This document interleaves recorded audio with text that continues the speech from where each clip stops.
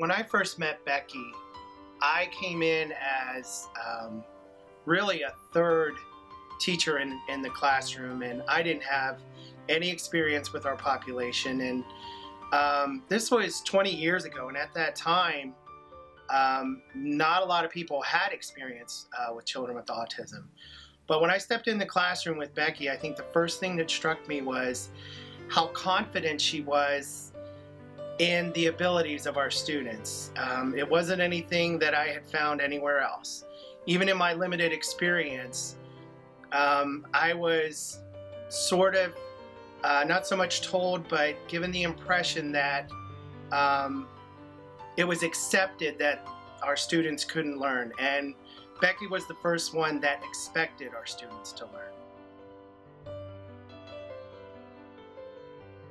Becky really knew how to look at a kid and look at their deficits and really understand how to tease out what is it that's causing this kid to have these problems. Why is this kid throwing themselves down on the floor at snack time? Why is this kid rolling on the floor during circle time? And what Becky had the natural ability to do was figure that out.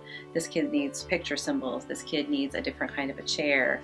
This kid needs to sing the same song every day at the beginning of the circle to help their day be functional. And that drive for her to be able to look at a kid and watch them and be able to inherently know what it is that they need really kind of is a special gift for her. And she has taken that drive to the place where we are today.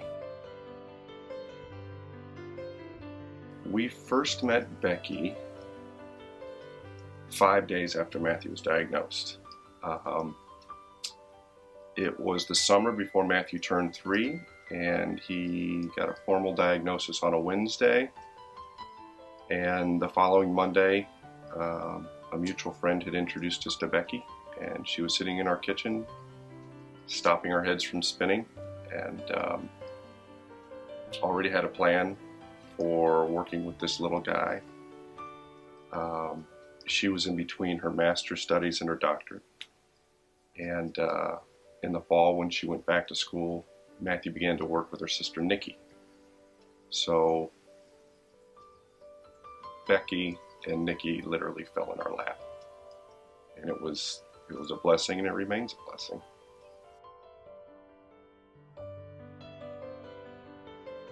How can we really thank Becky? We've said thank you 1,000 times, but it doesn't even begin to really express the hope that she has given to our children, our child on the spectrum, on all the kids on the spectrum, and really to the families as well. That they're not facing life's worth of just isolation and expense. That there are options. There are many things that the children can do. They can grow. They can learn to do, be productive citizens. When we were given Katie's, now I'll start to cry.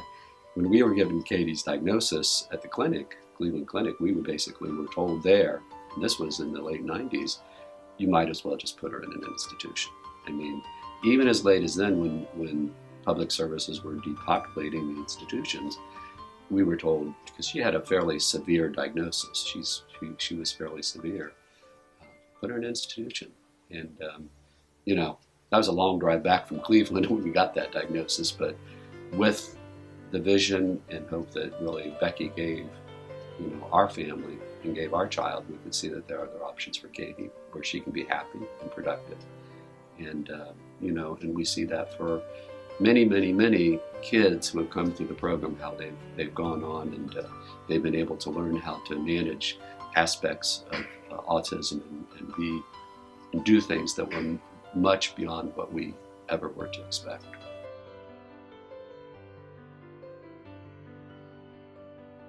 Oliver was 25 months old when he was diagnosed being autistic. Around 19 months, Oliver had about 50 words, but then slowly stopped speaking. And it only took about 3 weeks to lose all of his language. And at that point, we were aware something was wrong. So we took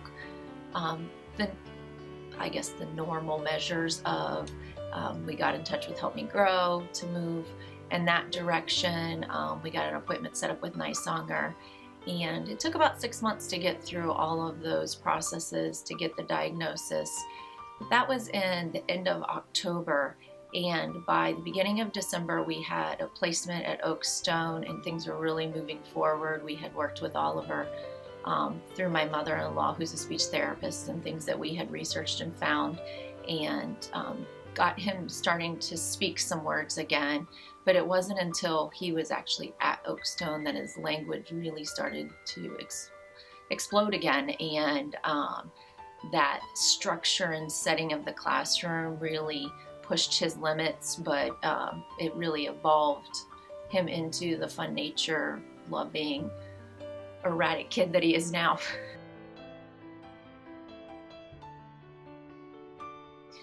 Jake, he's always been a very active child. He's been a part of the cross-country team this year. Now he's a freshman. He's been a part of the cross-country team. He was given the opportunity to go to the state meet. He's a fast runner. Probably one of his biggest and favorites is that he was able to be a part of the Oakstone basketball team this year. And there were tryouts, and he was very, very nervous. That's just all he wanted, was to make the basketball team. And he was fortunate enough to make it. He was just so excited and so enthusiastic. The coaches really worked with him. He's a pretty decent defender. You put him on a guy, he's on there before the referee blows a whistle. Offense is a little different story. But Jake would not have that opportunity at any other school.